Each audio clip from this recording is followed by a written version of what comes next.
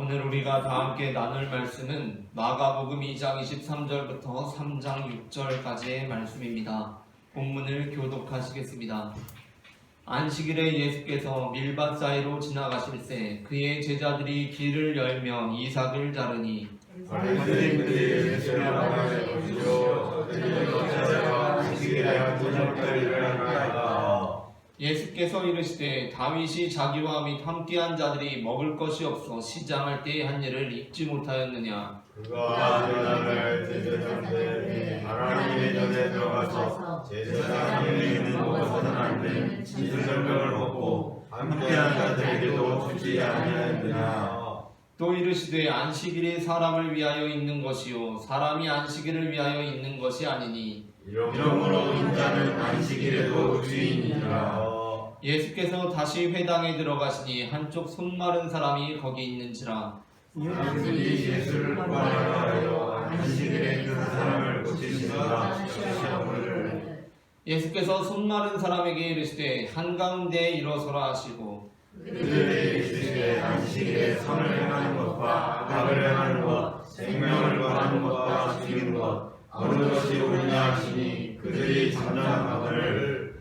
그들의 마음이 완악함을 탄식하사 노하심으로 그들을 둘러보시고 그 사람에게 이르시되 내 손을 내밀라 하시니 내밀매 그 손이 회복되었더라. 바리새인들이 나가서 곧 헤롯과 함께 어떻게 하여 예수를 죽일까 의논하니라. 아멘. 이 시간 예배의 자리에 나오신 모든 성도님들 환영하고 축복합니다. 오늘 우리는 앞서 읽은 마가복음 2장 23절부터 3장 6절 본문으로 다윗이 진설병을 먹고 라는 제목의 말씀을 나누려고 합니다. 전해지는 말씀 가운데 하나님의 은혜가 함께 하시기를 바랍니다. 마가복음 2장에서 예수님께서는 안식일에 이삭을 자른 제자들을 고발하는 바리새인들에게 이렇게 말씀하십니다. 마가복음 2장 25절부터 26절 본문을 합독하겠습니다. 예수께서 이르시되 다윗이 자기와 및 함께한 자들이 먹을 것이 없어 시장할 때에 한 일을 잊지 못하였느냐. 그가 아비아달 대제사장 때에 하나님의 전에 들어가서 대제사장 외에는 먹어서는 안 되는 진설병을 먹고 함께한 자들에게도 주지 아니하였느냐. 아멘. 실제로 다윗은 사무엘상 21장 1절부터 6절에서 자신을 죽이려는 사울로부터 도망칠 때 급하게 노베 가서 제사장 아히멜렉에 이르러서, 본문에는 아비아달이라고 되어 있지만 아히멜렉에 이르러서 진설병을 받아 군사들과 함께 먹었습니다. 그런데 진설병은 말 그대로 먹기 위한 떡이 아니라 차려놓은 떡입니다. 우리가 돌잔치를 하게 되면 그 앞에서 사진도 찍고 말 그대로 보기 위해서 차려놓는 음식이 따로 있고 우리가 먹는 음식이 따로 있습니다. 드시라고 준비한 음식은 그 뷔페 음식을 아무리 많이 가져다 먹어도 문제가 안 되지만 차려놓은 음식은 그 중에 꿀떡 하나만 가져다 먹어도 그건 엄청난 결례가 됩니다. 이렇듯 진설병이라는 것은 하나님 앞에 차려놓은 음식이기 때문에 먹어서는 안 되는 음식이었습니다.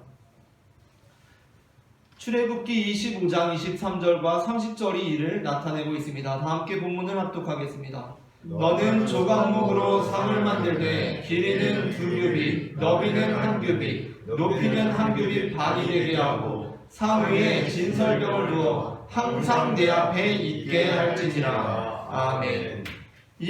근데 진설병이라는 것이 이렇게 항상 있어야 되고 교체할 수 있는 순간은 안식일에만 교체할 수가 있습니다. 그러니까 안식일이 안 되었는데 진설병을 먹게 되면 이걸 교체해서 올릴 수가 없기 때문에 차려놓은 음식이 없게 되는 상황이 벌어지는 것입니다. 그렇게 그것은 안식일마다 교체하였고 그렇게 교체되어서 물려낸 떡을 제사장들만이 먹었습니다. 그러니까 그때 교체돼서 안식일에 교체돼서 나온 떡이라고 하더라도 다른 사람들이 먹을 수 있는 게 아니라 제사장들만 먹었습니다. 레위기 24장 5절부터 9절 말씀을 교독하겠습니다. 너는 고운 가루를 가져다가 떡 12개를 굽되 갑덩이를 10분의 2 에바로 하여 여호와 순수한 상 위에 2줄로 반일에 6씩 진설하고 너는 또 정결한 유양을 그 각줄 위에 두어 기념물로 여호와께 화제를 삼을 것이며 안식일마다 이 떡을 여호와 앞에 항상 진설할지니 이는 이스라엘 자손을 위한 것이요 영원한 언약이니라. 안식일에만 이걸 교체해서 진설할 수가 있는 겁니다. 그래서 중간에 교체하게 되면 이걸 감히 올릴 수가 없습니다. 마지막 합독하겠습니다. 이 떡은 아론과 그의 자손에게 돌리고 그들은 그것을 거룩한 곳에서 먹을지니 이는 여호와의 화제 중 그에게 돌리는 것으로서 지극히 거룩함이라. 이는 영원한 규례니라. 아멘. 아멘. 본문에서 이것은 영원한 규례라고 강조되어 있습니다. 그리고 물려낸 떡조차도 일반 사람들이 먹을 수 있는 게 아니라 제사장들만 먹을 수 있습니다. 그런데 다윗은 제사장이 아니기 때문에 사실 물려낸 떡조차도 먹어서는 안 되는 사람입니다.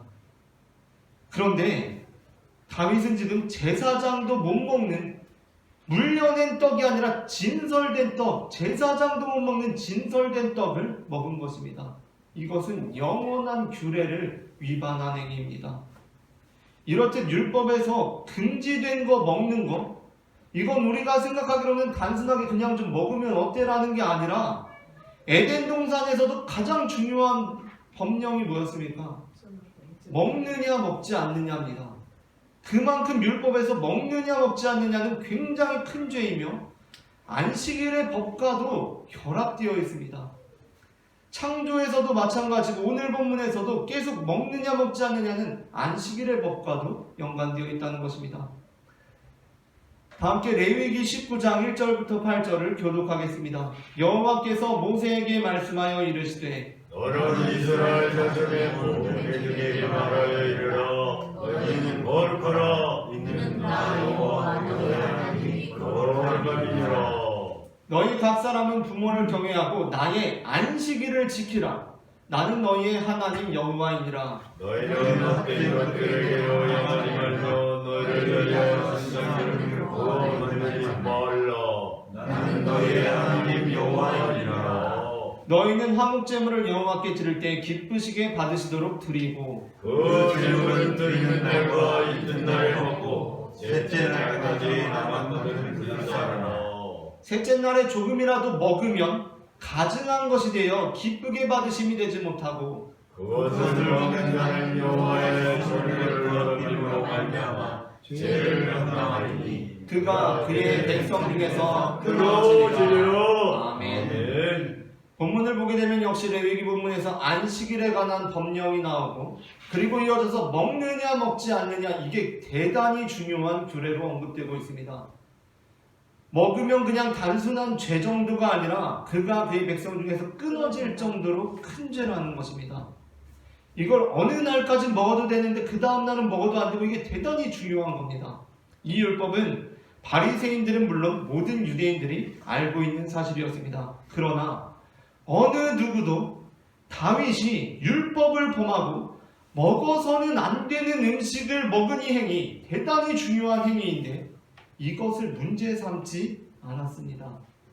그렇다면 왜 유대인들은 다윗의 행위를 문제 삼지 않은 것입니까? 그 이유는 다윗이 그 행위를 통해 결과적으로는 왕이 되었기 때문이었습니다. 그렇다면 예수님께서는 바리새인들과 달리 그러한 다윗의 행위를 잘못된 것으로 보신다는 것입니까? 그렇지 않았습니다. 예수님께서도 바리새인들과 마찬가지로 다윗의 행위가 문제가 없다고 보십니다. 그러나 예수님께서 다윗의 행위를 정당화하시는 그 이유가 바리새인들과 다릅니다. 예수님께서는 다윗의 행위가 정당해지는 이유는 그가 나중에 왕이 되고 그가 특별한 사람이기 때문이 아니라 단순히 그가 배가 고팠기 때문이라고 말씀하십니다. 이렇게 될 때 그 연장선에서 벌어지는 사건에 대한 판결이 다르게 됩니다. 그러니까 바리새인들에게 있어서는 다윗은 율법을 어기는 것이 가능했지만 예수님의 제자들은 율법을 어길 수 없습니다. 아니 심지어 사실 이들을 시간을 되돌려서 다윗이 진설병을 먹을 당시로 데려다 두었다면 이들은 다윗의 행위가 잘못되었다고 분명히 규탄했을 것입니다. 왜냐하면 아직 다윗은 왕이 아니고 도망자일 뿐이며 골리앗을 이김으로 다윗이 급부상하기는 했지만 그래도 아직은 사울 왕이 그 권력을 붙들고 있기 때문입니다. 그런데 뒤늦게 보니 다윗이 왕이 되었습니다. 그러자 지금 이 바리새인들은 어떠한 근거와 명분도 없이 그저 그 권력자 곁에 붙어서 그의 모든 행위를 정당화해주고 있는 것입니다. 그러니까 다윗이 그게 가능했던 이유는 그가 그냥 왕이 됐으니까 괜찮아 라고 얘기한다는 것입니다. 하지만 예수님께 있어서는 다윗처럼 예수님의 제자들도 진설병을 먹을 수가 있습니다. 왜냐하면 그들 모두 너무 배가 고파서 살기 위해 먹었다는 점에서 동일하기 때문입니다.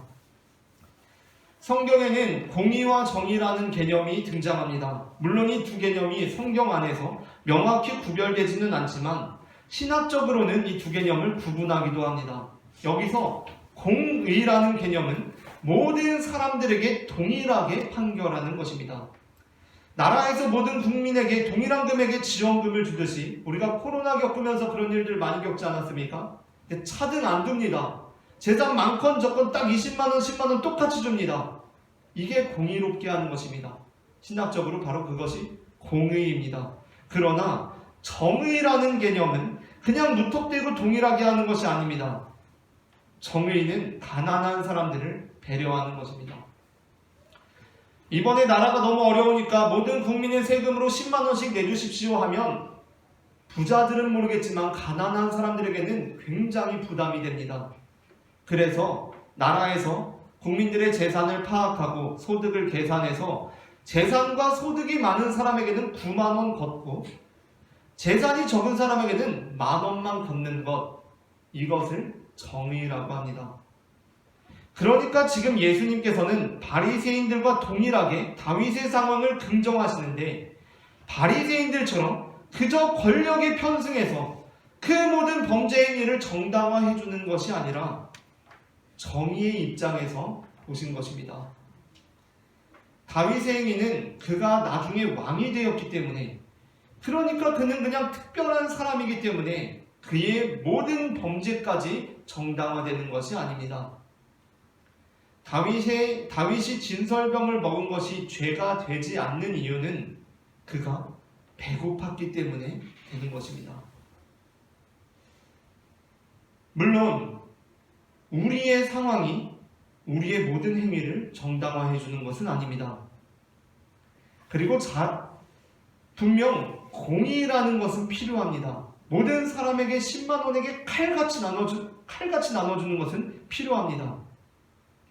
그래서 성경에도 신학적으로도 두 가지 개념이 다 있는 것입니다. 어떤 사람이 태어나기를 사이코패스로 태어났습니다. 그리고 자라면서도 폭력적인 가정에서 자라고 화목하지 못한 가정, 불우한 가정에서 자랐습니다. 그러면 사실 이 사람은 다른 사람에 비해서 범죄를 저지를 확률이 훨씬 큽니다. 그렇다고 해서 그의 범죄가 정당화됩니까? 그는 내가 금지된 빵을 먹긴 했지만 배고파서 그랬던 것입니다 라고 항변할 수 있습니까? 내가 사람 죽이긴 했지만 나는 원래 사이코패스로 태어났습니다 항변할 수 있습니까? 그래서 그 처벌이 완화될 수 있습니까?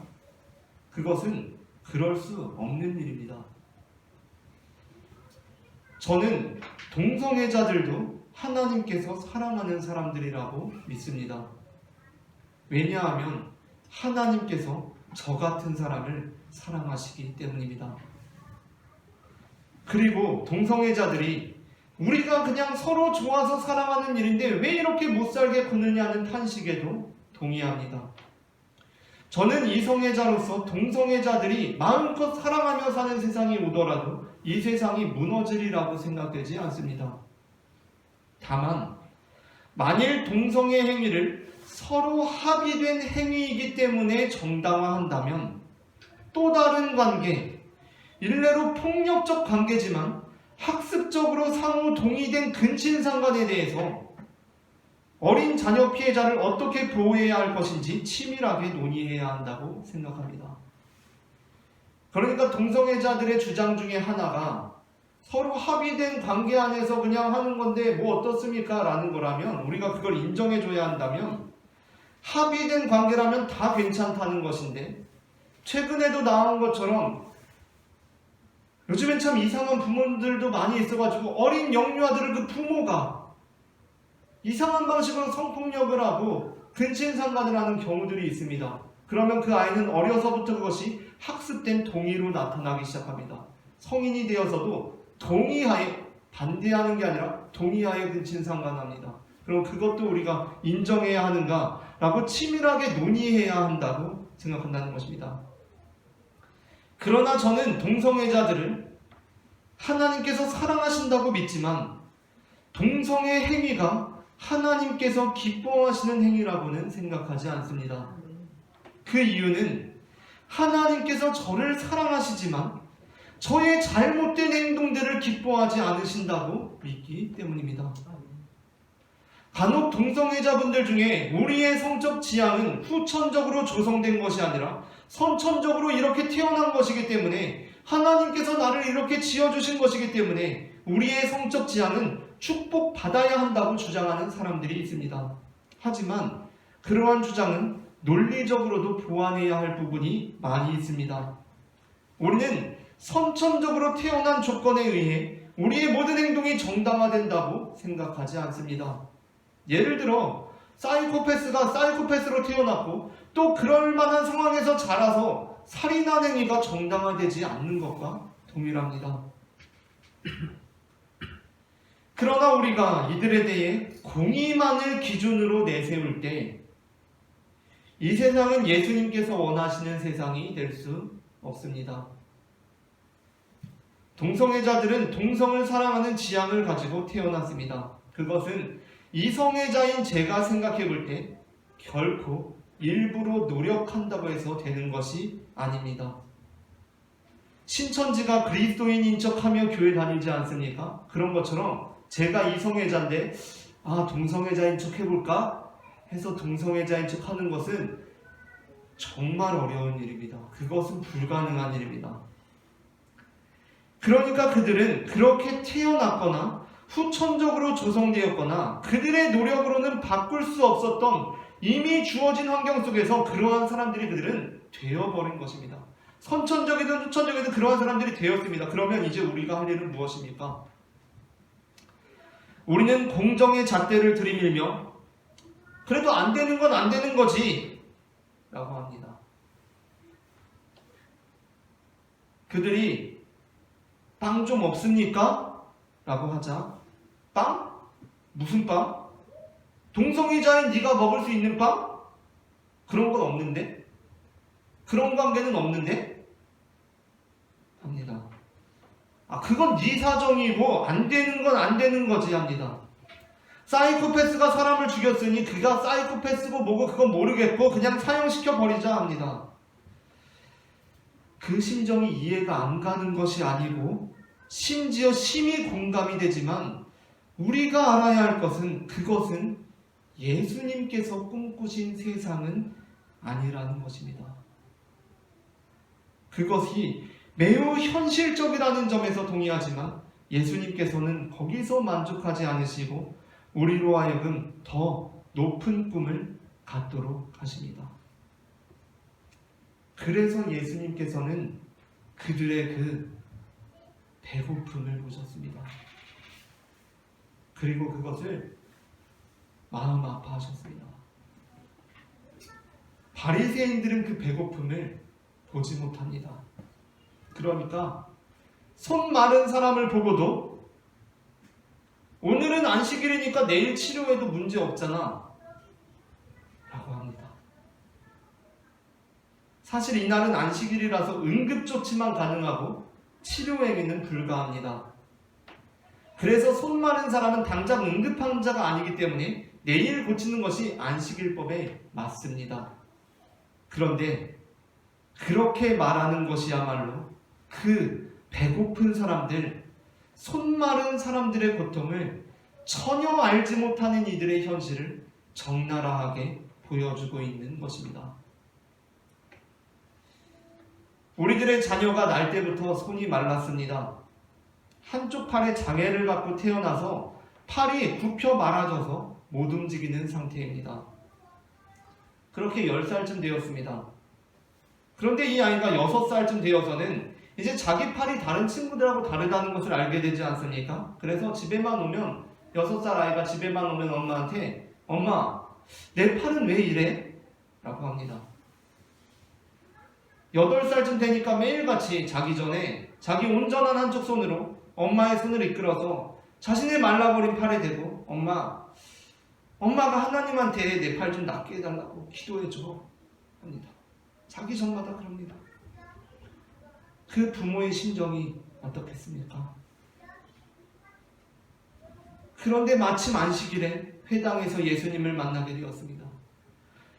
예수님께서는 병도 고치신다고 하던데 그 예수님께서 갑자기 우리 아이를 부르시고 한가운데 일어서라 하십니다.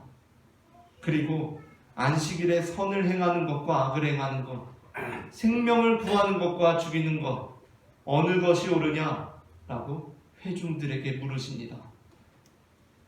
그리고 그 물음에도 아무 말도 대답하지 않는 이 가슴 찢어지는 고통을 차디차게 외면해버리는 회중들의 완악함을 탄식하고 진노하시며 그 아이에게 네 손을 내밀어라 하십니다. 그때 어느 부모가 예수님, 오늘은 안식일입니다. 급한 거 아니고 오늘만 날이 아니니 내일 고쳐주십시오 라고 할 수 있겠습니까? 그 고통을 모르는 사람만이 그거 당장 죽는 것도 아니고 안식일 지나고 내일 고쳐도 되잖아 라고 합니다. 아니 손 많은 채로 이제껏 살아왔으면 하루 정도 더 살 수 있지 라고 합니다. 그런데 아닙니다. 그렇지 않습니다.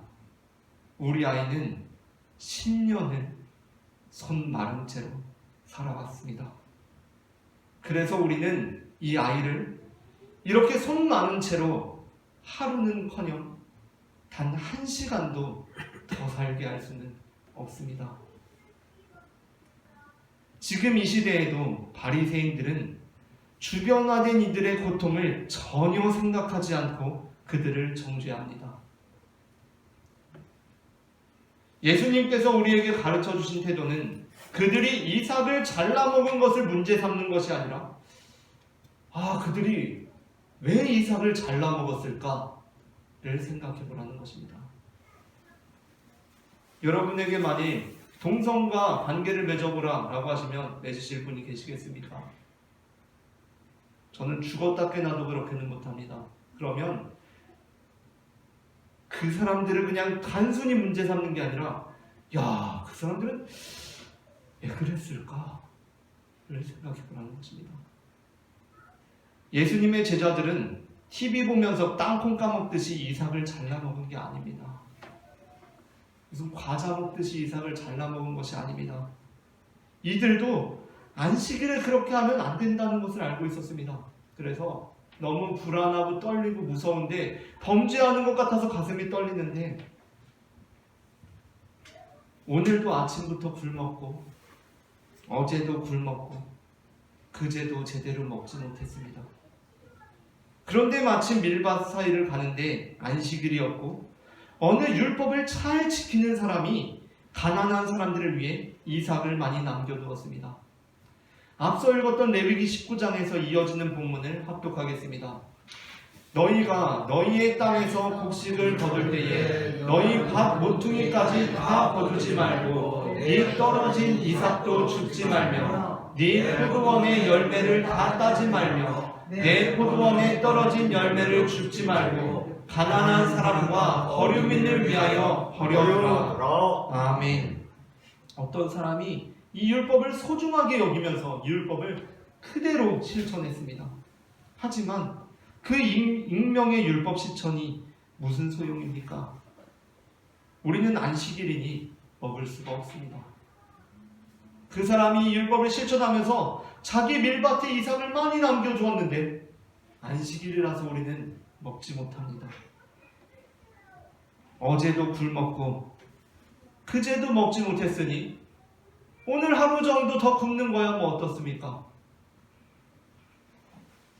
그런데 그 말은 일주일에 2번을 금식해도 그 나머지 식단이 잘 보장되어 있는 바리새인들이나 할 수 있는 말입니다. 어제도 굶었고 그제도 굶어서 오늘이 안식일의 밀밭을 지나는데 이삭이 있는데 오늘 하루 더 굶으면 뭐 어떠냐는 말은 바리새인들이나 할 수 있는 말이라는 것입니다. 어느 대통령 후보가 공개 토론회에서 나이 지긋한 시민의 보충을 듣습니다. 이제 시민들이 나와가지고 공개 토론회에서 대통령 후보에게 말을 하는데 그 나이 지긋한 시민이 대통령 후보에게 이렇게 말합니다. 아니 후보자님, 겨울에 지내기가 너무 춥습니다. 좀 방책이 없으십니까? 라고 묻습니다. 그러자 그 대통령 후보가 이렇게 말합니다. 아니 왜 그렇게 춥게 지내세요? 보일러를 떼세요. 단열이 잘 되는 집으로 이사를 가세요. 보온 점퍼를 사서 입으세요. 합니다. 지금 장난합니까? 지금 배고파도 오늘은 안식일이니까 오늘 좀 참고 내일 먹어. 오늘 안식일이잖아. 오늘 참고 내일 먹으면 되지. 속 마른 거 그거 당장 죽는 거 아니니까 그냥 내일 고쳐. 오늘 안식일이니까 내일 합니다. 예수님을 믿는다는 것은 예수님의 관점으로 이 세상에 주변화된 사람들을 보는 것입니다. 물론 그들의 고통에 근거를 둔 행위들이 모두 정당화되어야 한다는 것은 아닙니다. 그러나 우리가 바라보는 시선은 분명 이 세상과 바리새인들과는 달라야 합니다. 그래서 우리는 그들을 보면 일단 그 고통이 전해져 오면서 마음이 아파야 합니다. 호되게 정죄할 것이면 정말 그 수준으로 마음이 찢어지게 아파야 합니다.